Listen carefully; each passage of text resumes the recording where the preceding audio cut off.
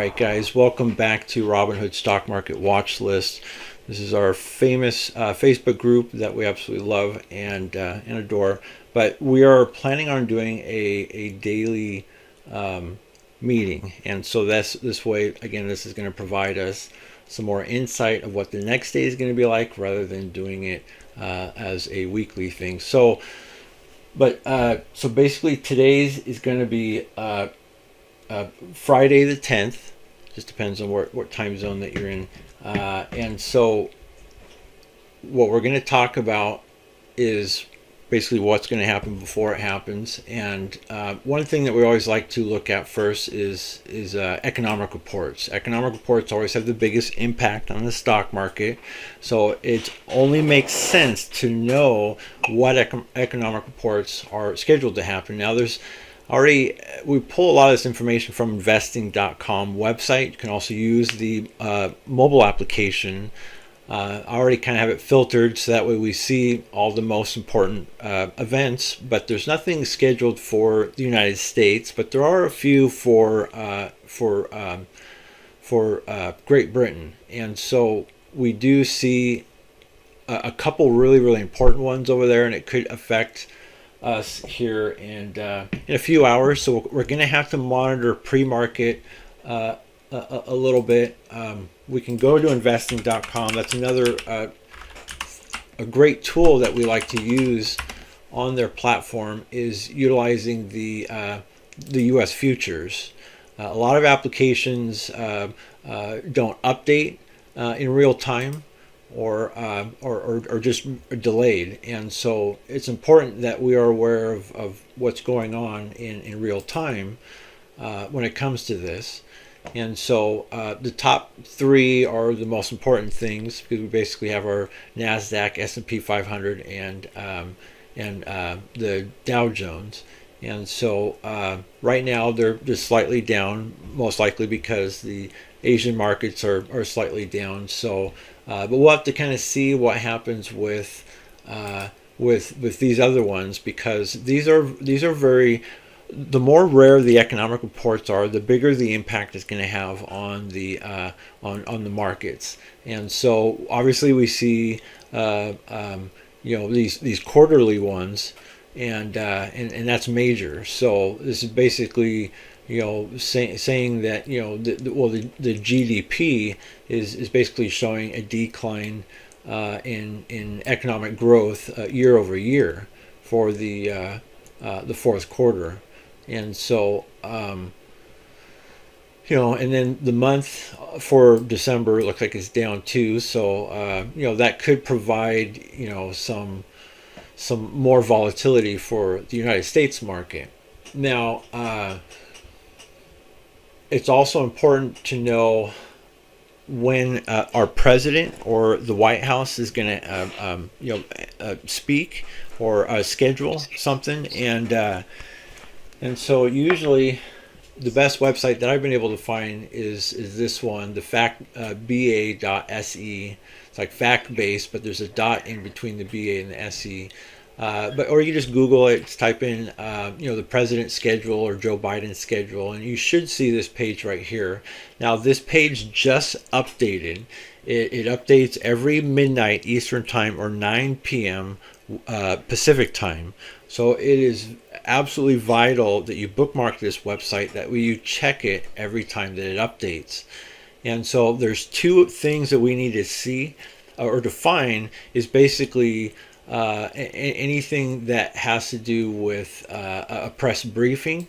This is it's kind of a greenish bluish color, and it says press briefing on there. This basically means this is the White House. This is when and this is in Eastern time. This is when the White House is going to talk. A lot of times they're late, they're delayed. Most likely this probably won't happen at this time. It'll probably be 2 p.m. Eastern time, And so we'll see, especially as they wait and it's delayed. They're what they're doing is they're over promising and under delivering. What happens is when they're delayed or late, you'll notice the stock market begins to dip. It doesn't like that. In fact, it doesn't like the Biden administration to begin with. And when they overpromise and underdeliver, the market does not like that, and you'll see a decline in it. Once they start talking, and within the first 5, 10, 15 minutes, you watch the market, and you'll kind of see that it's either going to pick a direction or it's just kind of wait and see whatever happens. As long as the White House don't say anything stupid or anything that could scare investors. Then the market will resume most likely in upwards direction. So we almost have to wait and see, what scenario that it's going to pick. There's only so many that it can do, so that's why it's extremely important to watch for these times, as well as the economic reports that we always talk about in our Sunday meetings, but as well as these presidential and White House press conferences and meetings and speeches and whatnot.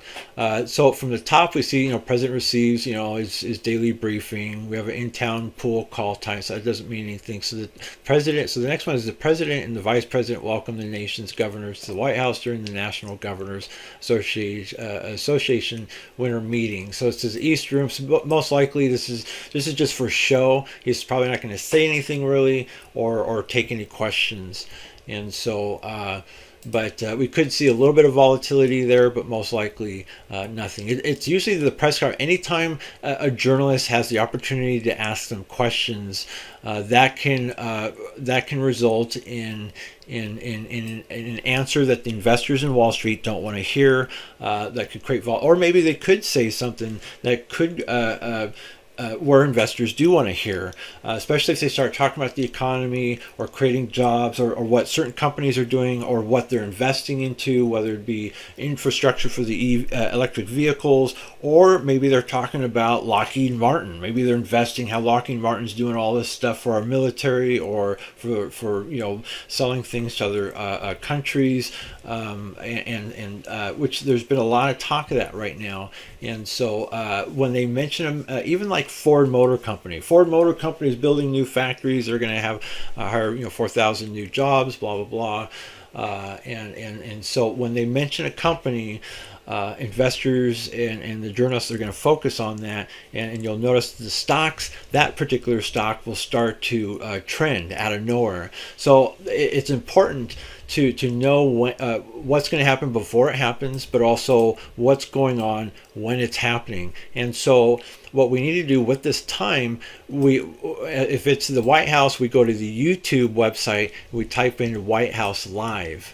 15 minutes before this scheduled time, because all those other news companies are basically waiting just like us. We want to know what's going to happen, and so we got to listen to what is being said, and the journalists are kind of doing the same things. That way they can promote their news articles and stuff. And that's one of the reasons why we don't want to rely on the news articles as much, is because then it's too late, and we want to be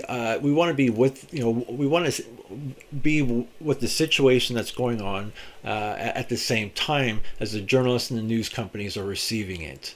Just like if that's what just like we're doing basically the same thing, the best that we can, but we're not really seeing much of our president that's really going to have a big impact on the stock market that day. But but again, it's really important to look at this on a daily basis.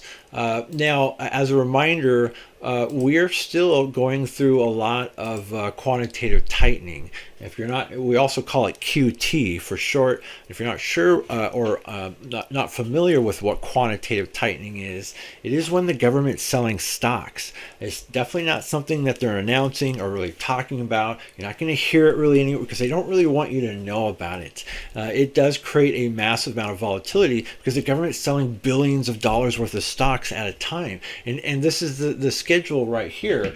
Just like today, for a Thursday, the 9th, right here, the government sold 11.8 billion dollars worth of stocks. That's just trimming, fat right off the market. And so we saw, a lot of stocks that were very bearish. Some of them were a little bullish, but that's why it's important to know what's going on. We can kind of look at the dollar amount as like a severity level of how severe that we could see the volatility that day. Because once we start seeing 2 billion, that's nothing compared to 12 billion. 2 billion, and then but as we go through time, like in April, it's going to be greatly reduced to less than 1 billion at a time. So the market's really not going to notice that much of an impact for quantitative tightening because it's not enough of money, because people are just going to pump up the market back up. And so bad news is good news. It just makes great opportunities. So let's take a look at if you guys have any questions, feel free to unmute and talk. Otherwise, I'll just continue. Options. Let's take a look at options activity. So today's most active stock options. So we use barchart.com for a lot of our options activity, and so this was basically Thursday, the 9th overall stock options activity. Tesla ranking number 1 with slightly over 4 million in options volume, which is very, very unusual. Normally it's not that high. Usually average, when we're looking at this on a daily basis, it's usually right around 1.5 million. It's usually in the top 3, as well as Apple and Amazon. But lately, with the bad news with Google, they've taken up the top 3 spots lately, providing a lot of volatility, but also great opportunities. This thing has made a lot of us a lot of money, even with our straddling rules, which we talked a little bit about. Straddling is extremely important because whether you're into stock options or not, with stock options, you can bet against stocks. Can you believe that? If you can bet against a stock and that stock goes down, your account goes up. But with a tremendous amount of volatility. But when you're betting a stock goes up or down, for almost every 1% is gaining or losing 20 or 40%. However, when it comes to straddling, you can only lose what you have on one side, but your gains on the other side are potentially unlimited. So in some volatile cases, you can lose 100% on one side, but you can gain 500% on the other side. And so when it comes to straddling is when you're betting both. The stock is going to go down and up, where you're holding both calls and puts, which it sounds like it would be conflicting. Why would anyone bet a stock goes up and down at the same time? Well, because again, you can only lose what you have on one side, but your gains on the other side are potentially unlimited. And so we can kind of take a look at some of these. For example, let's go to the NASDAQ website. Let's take a look at the Google one. It's Friday. It's an expiration day. So the gains probably won't be that great. And so even Google was down 4.5%. We can see that the calls here are down a substantial amount. It could be 25% or 93%. But look at the gains from the puts. We have 345%. There's 186%. There's 325%. This Google has been a great opportunity the last few days for straddling temporarily. As part of our rules is always to straddle the top three stock options. And as I've mentioned before in our stock market meetings, that every once in a while, someone is going to take the top three's place. And it's just like an athlete. Whether it be someone that's good at golf or basketball, boxing, football, whatever, there's an athlete that's really, really great, and it will be around for years, but eventually, somebody's, is going to, take its place. And so we may, see that. It just depends. This just could be a fluke. It could be just a temporary thing, which most likely this is bizarre news with Google, with the whole their artificial intelligence program that they've been working on for however long had answered a question incorrectly. And so for that, Google had plunged like 10% yesterday, is down 4 to 5% today. And so it's just kind of weird, maybe manipulated from the looks of it. But again, bad news is good news. We can see some opportunities, but it did drag probably some others down, but not everything, which is good. So which leads to believe that there's nothing really catastrophic going on. This is just kind of a fluke. If there was something major going on, everything would be red. And so I think it's not to panic. I think this is just so. Hopefully, with Friday, it being Friday the 10th, that hopefully the day will recover a lot of this.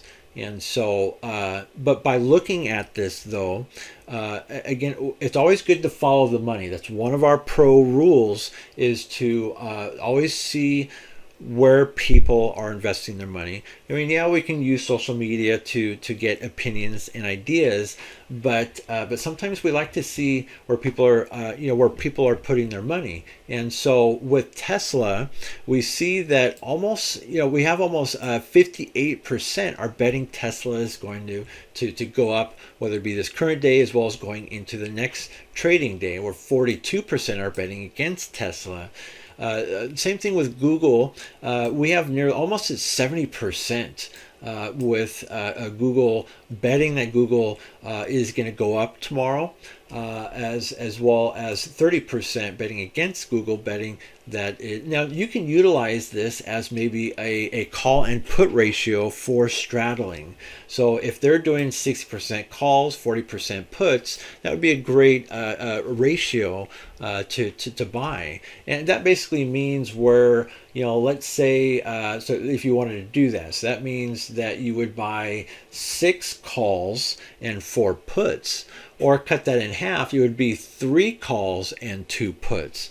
That is your 60-40 ratio. And so I always say to always straddle no matter what, because it doesn't matter whether the stock surges straight up or plunges straight down. It's a win-win as long as the stock picks a direction. And it's more effective if you're going into a day that is scheduled for volatility rather than a day that's not scheduled for anything. Then the day could be flat. And so there are certain rules that I often post.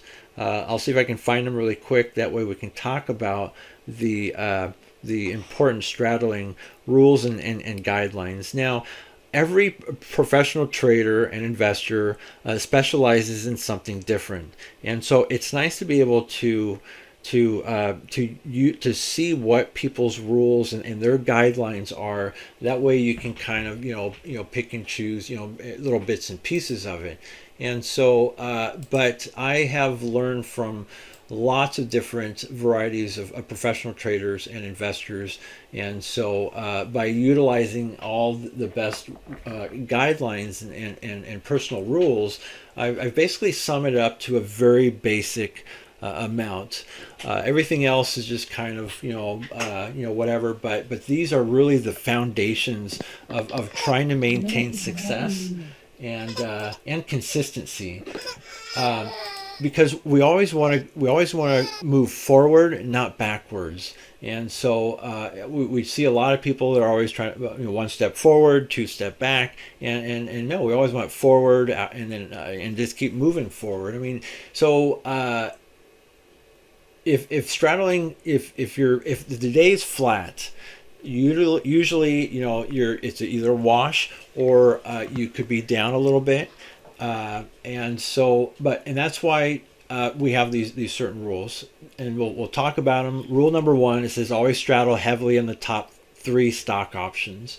A lot of people ask, well, what are the top three stock options? And again, if we bookmark the bar chart, most active stock options, this basically provides us that answer. So right now it's been Tesla, Google, and Nvidia, or Apple, or Amazon. It just depends on what day that it's been. But lately, like I said, it's been Tesla and Google primarily. And so Google has been a great opportunity. Thank you, because Apple and Amazon haven't been that volatile. And so to gain 2, 3, 4, 500% from Google, it's been great. And so but by looking at this, I kind of call this our radar, even though it's like a screener scanner. But we can see the volume activity, which is always the current day's buying activity. We can see the ratio between the calls and puts. A lot of times when you're looking at this regularly on a daily basis, you can see what's normally on here, what's not normally on here. So if you see something that's not normally on here, we got to consider that as unusual activity, especially if the ratio is out of whack. Like, for example, Alibaba here on the bottom, which is currently up at over 3% at $108 a share, but we have 81 percent call ratio and 18% put ratio. And so, I mean, whoever's betting on Alibaba, which if you're not sure what Alibaba is, they're basically the Amazon in China. And so, but there's a lot of investors that look like they're starting to bet that Alibaba is like for sure going up over 80%. That's very, very high, as you can see. Normally we usually see 50-50, 60-40, anything more than like 65%. We got to consider that as unusual activity, because that's not normal. And so this is, again, our radar, very important. And then going back to the rules, rule number one, that page always answers that question. And so rule number two, strike price always at the share price. In other words, always at the money. And basically, when you're utilizing options, you always want to pick the strike price right at the share price, because if you're not, then you're at risk of a massive amount of time depreciation, and you just don't want that. You want it near the share price, because it's going to maintain its value, and it's going to maintain a lot of volume and open interest, and those are some of the key ingredients that we want. Rule number three says always the soonest expiration date for the most volatility. A lot of times people are like, oh, should I get a month out, 3 weeks, 2 weeks, whatever. I mean, that's up to you, but the longer you go out, the more expensive that it's going to be, and the less volatile it's going to be. If you choose an expiration date that's sooner, it's going to be more volatile. But it's also going to have more time depreciation, and that's why we have rules to work around that. But the volatility is the key ingredient that we want, because we want those massive days where stocks are moving a lot, because like I said, that just like we saw from Google, where I have it right here, where just that 4.5% movement made over 300%. And so, that's huge. If we had an expiration date that was longer, it would not be that much. It would be, 140%, or whatever, or a lot less, and so we want that volatility. And the only way to get it is by having an expiration date that's sooner. But again, we want to get in, we want to get out. We don't want to be holding. I always say we want to be actively trading, not actively holding. So rule number four says buy our straddles 15 minutes before close to sell the next morning within the first hour. Now, within our meetings, I always say that the first hour and the last hour are the most volatile times of the day. We want to take advantage of that volatility. And you'll notice that after the first hour, the price usually stays, right around where it decided to be. And so, and that's why we want to take advantage of this whole system. And so, and the reason, most people, they want to buy in the morning. That's wrong. We want to sell in the morning and take advantage of that volatility. So I have here buy 15 minutes before close. It used to be like buy 5 minutes before close, but I've noticed that a lot of people were fumbling around their application because they didn't know how to use it, or maybe it wasn't user friendly. Most of the time, it's always operator error. I sent out my order and it didn't execute, or my calls executed, but my puts didn't. So we needed to add more time for people to try to figure out their application, because there are other tricks and tips to try to get our order to execute a majority of the time. But it's important that we always go into the next trading day with calls and puts, because really anything can happen. As much as we can try to predict what the next day is going to be like with extreme accuracy, but anything can intercept it. And it could be some news, Kim Jong-un launched some missiles and it hit something, or maybe China decided to get Taiwan, or maybe there's a bunch of hundreds of thousands of extra troops around the Russian border. Then Wall Street's like, oh shit, things are going to go down in World War III or whatever. It could be whatever. Anything can happen, or maybe our president had a heart attack or whatever, and that could create a massive amount of volatility with the market, most likely bullish, but it could be bearish as well. Anything can happen unexpectedly without having a schedule, even though as much that we want to know, again, what's going to happen. So if we buy, a lot of people ask, why do we buy, 15 minutes before close, or 10 or 5 minutes before close? Because we want to avoid the time depreciation. If you buy, earlier in the morning or in the middle of the day, and the stock doesn't move, or it just moves up and down a little bit, but it doesn't really do anything at the end of the day. And all you did is you held throughout hours and hours and suffered time depreciation. Now you lost 5%, 10%, or whatever, and that's what we want to avoid. We want to try to maximize everything as much as we can, and it takes some mental power. I mean, it's not easy for everyone to, because people have an impulsive buying and selling decisions, and that's and that kind of comes from emotion. We want to keep the emotion out and stuff, and we got to think more process oriented, like a robot, like a structure, and this is our guide. This is like our Bible. This is like something that we need to. This is our strict rules. We can't break any of these, and so if we do, that's when bad things happen.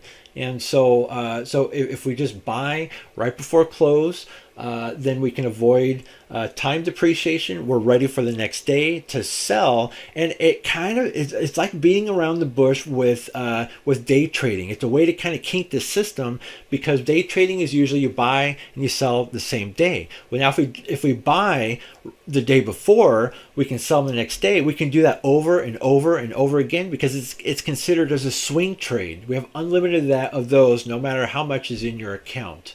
And and when you get really good at moving averages can then help provide us our buying and selling signals. We can buy and sell at different times to maximize our gains and minimize our losses. And sometimes those losses can then turn right back into a gain. So we can gain on both sides because we sold at different times. But if you're not utilizing moving averages, you just want to sell at the same time. Just sell both of them, even if it is at a wash. Just sell it. It's like avoiding a fight to live to fight another day, but eventually you will gain by continuing to straddle repeatedly. But again, as long as you follow these rules or guidelines, as well as some other ones. But rule number 5 says avoid earnings and splits unless it's a lottery play. Invest lightly. So lottery plays can greatly affect the value of both the calls and puts, no matter what, because of what's called implied volatility crush, or also known as IV crush. As a lottery play, a lottery is basically a high risk, high reward type situation. And we never want to invest heavy into it, because in case things don't work out, let's say we anticipate some big movements and it was manipulated and it doesn't move at all. And so that means that both the calls and puts are going to depreciate greatly. It could be 10, it could be 20%, it could be 30%, 40%. Whatever, and that's why we try to analyze earnings as much as possible. That way we can try to anticipate if there's going to be large movements in either direction, or if it is more likely to move in a particular direction.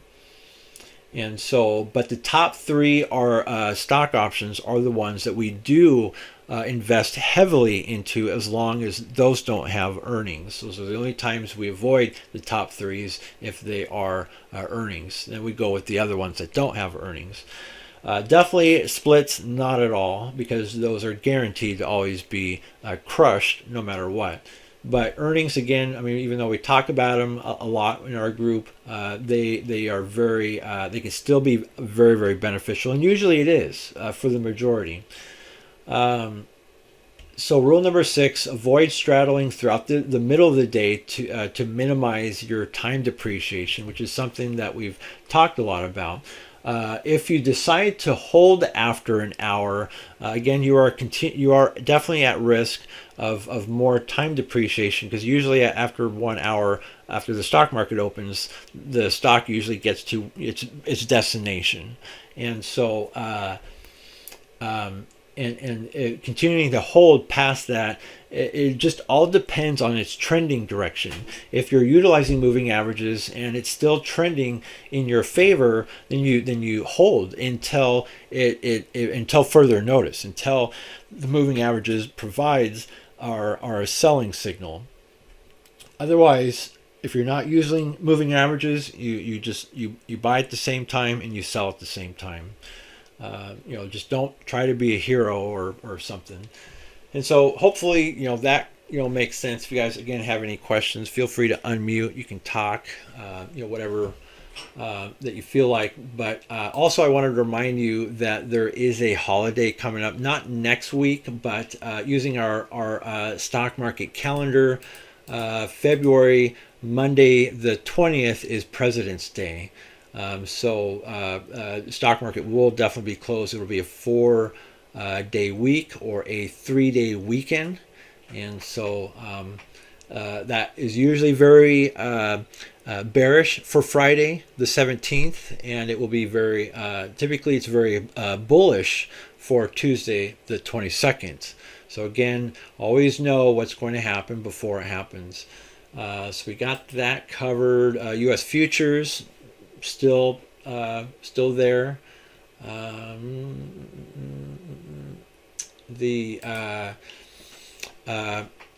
We're gonna go later on, like within our meetings, and next week when we do our daily meetings, we're really gonna go more into the a lot of the other earnings, and as well as IPOs and whatnot. I mean, this has just been really great information for everyone. Hopefully everyone's been taking advantage of everything with all of these analysis. I'll be doing the weekly, but also posting daily ones as well. So yeah, hopefully everybody's been able to take advantage of that. Any questions, or anybody have anything they would like to share? Everything makes sense?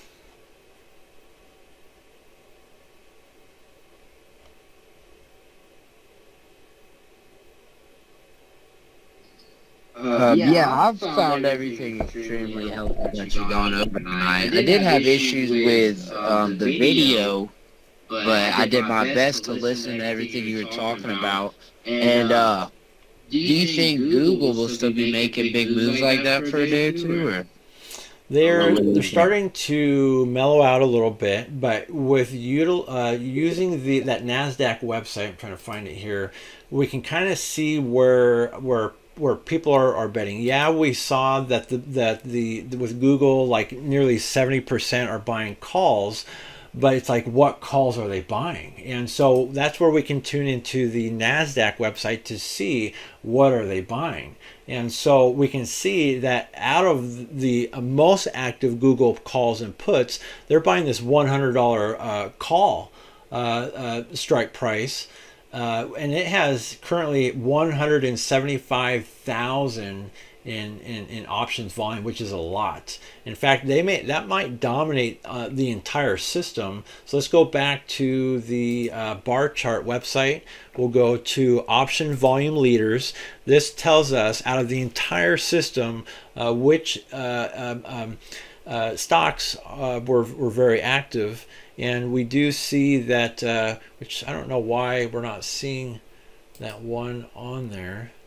Sometimes there's computer glitches, but that's why we like to see kind of what's going on. But here is the $100 call strike price, but it doesn't show that massive amount of volume, but it is quite a bit of volume there.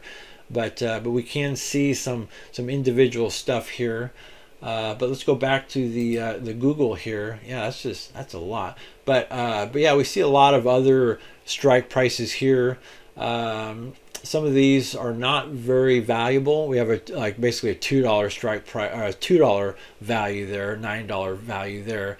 But there's a $115 one. There's there's another 100 and a 120 one, or 120 right there. And so, but there's a lot of volume on these versus the open interest. It doesn't show a whole lot of open interest because the open interest is basically the previous day's activity. It's basically people that are holding this particular stock option and haven't sold yet.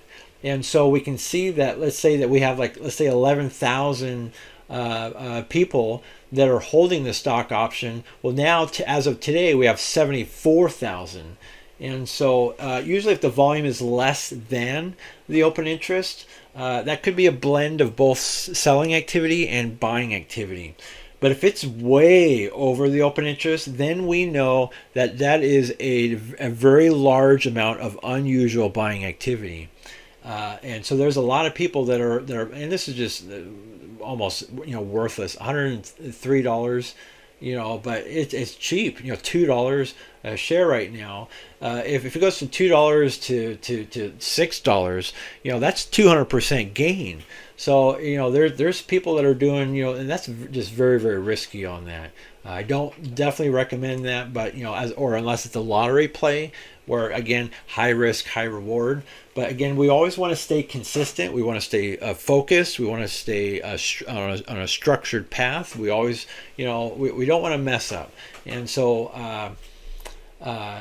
and so we want to stick with some values and stick with something that's not going to depreciate as quickly as the others.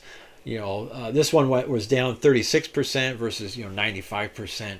And so, but this is most likely a strike price for next week. If I click on it, it'll tell us.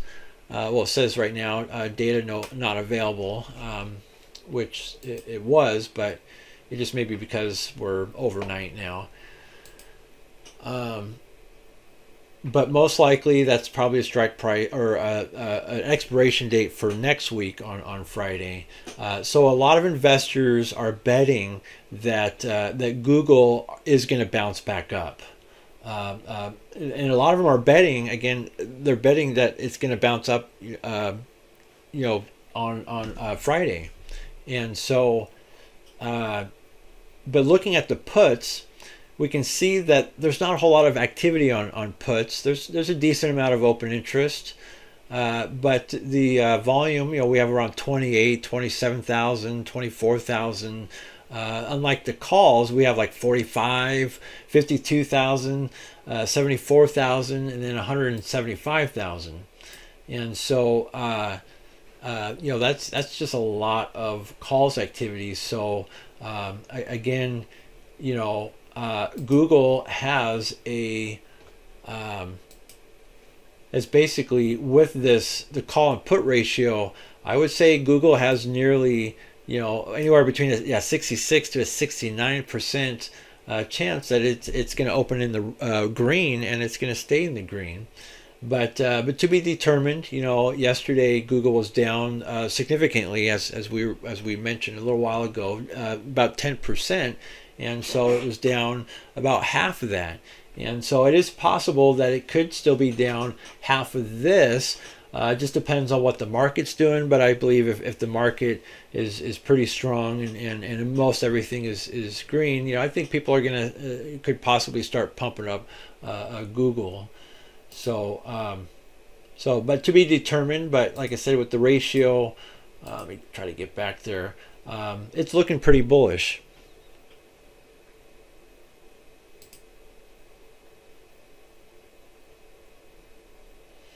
Any other questions? Yeah, like I said, I was missing I can't get the video to play, but what are those sites that you're using? I believe I heard NASDAQ, bar charts, and investing.com. That is correct. And I can post those in our one of the Learning Center chat rooms, because there are kind of specific pages, and if you're not able to view it, I don't know. Sometimes again, this is a beta stage, so I don't know if it just says that your video, like the video, is just not loading, or if there's a certain area within the interface you have to kind of dig into. It'd be kind of like it's doing the buffering symbol nonstop. Really? Okay. But let me try to undo if I undo the stop screen sharing, you guys it'll disconnect from everyone. You'll have to jump back into it, but let me give it a try really quick. Okay, so I'm gonna stop screen share. I'm gonna go back in. Give me one moment. Let's see.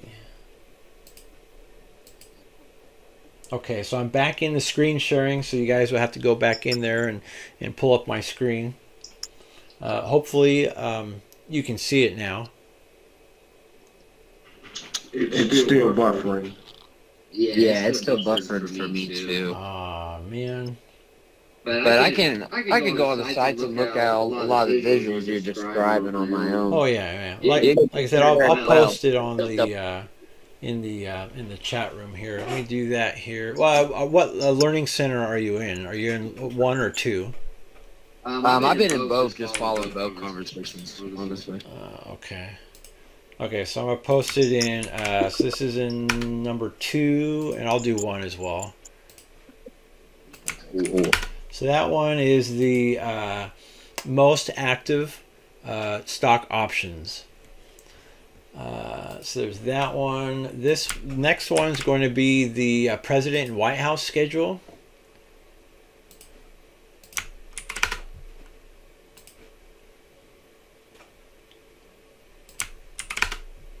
So we got that one. Economic reports. I'll throw that one in there too. When you get into the economic reports, you just have to configure the filters area. The quantitative tightening. The government uses the Federal Reserve Bank of New York, and so with the quantitative tightening, they are required to provide us with the schedule of these events, but they definitely don't like to talk about them or just announce it. Usually what happens when the market's down pretty red from quantitative tightening, the media will blame something. they'll use something that happened and use that as an excuse and say, oh, he did it, or it's his fault. When really it's quantitative tightening. When they're selling billions of dollars, $12 billion or whatever the amount is, that's quite a bit. The calendar, if you don't have the calendar, the stock market calendar, we always have to update our calendar every January. This is definitely very, very important. Let's see. Now, investing.com does have a free mobile application you can download in the App Store. When you're using the investing.com application for like economic reports and stuff, like the reveal times, it's going to be based on your time zone versus looking at it on the website. It's going to be based on the Eastern time.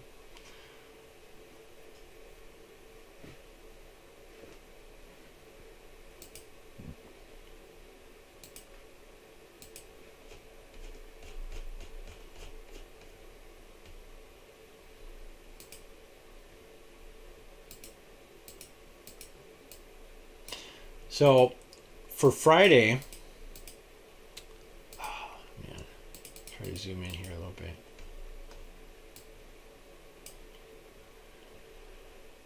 So we have the University of Michigan Consumer Sentiment Index will be reported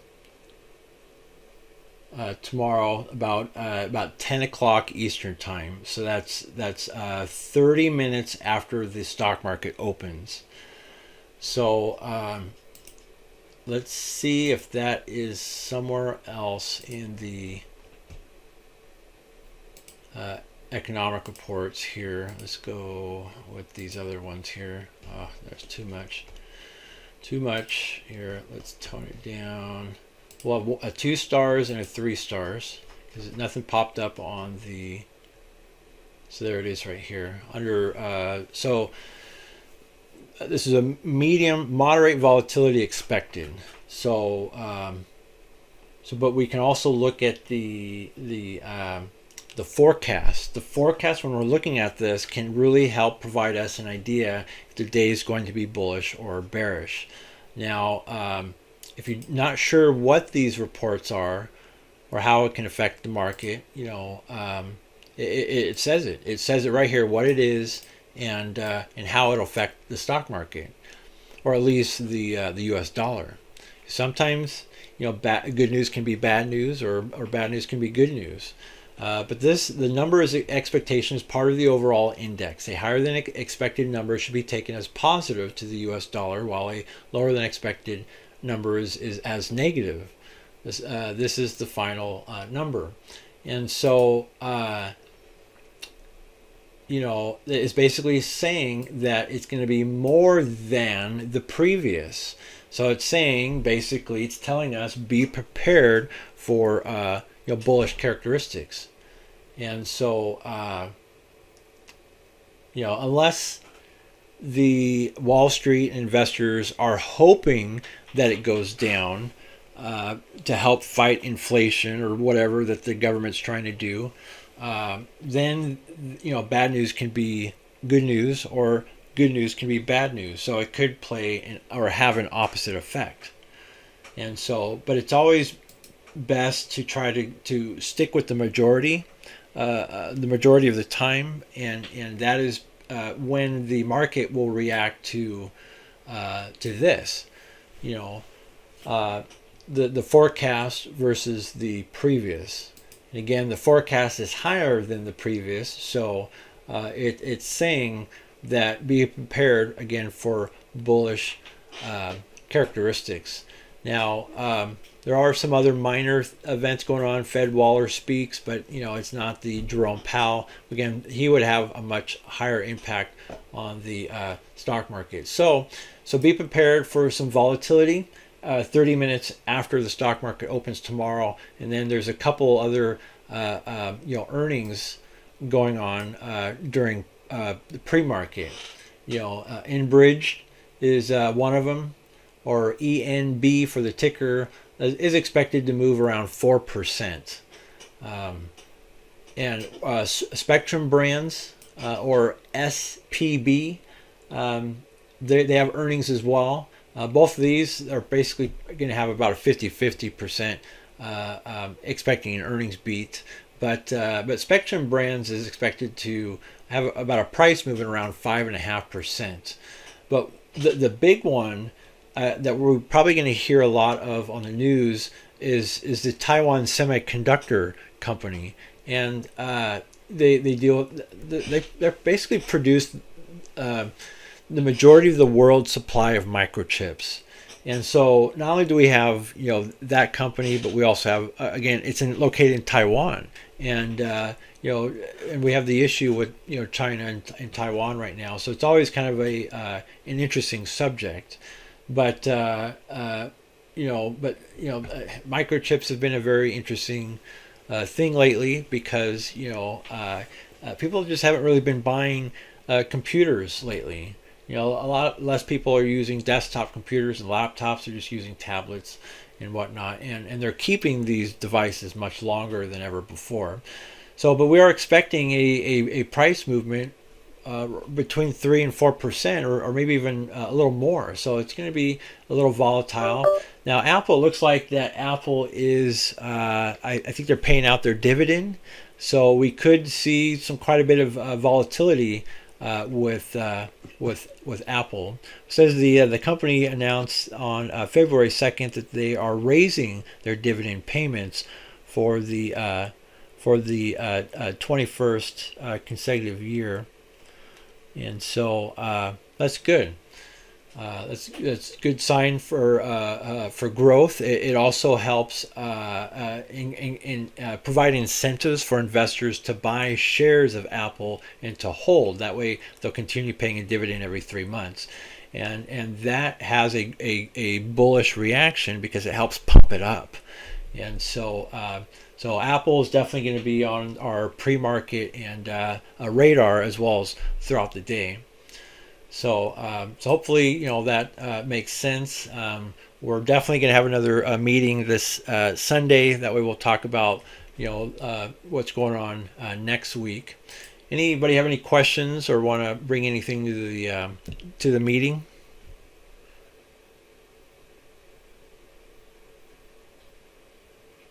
I don't know. I have 1,000 questions. I'm not going to try to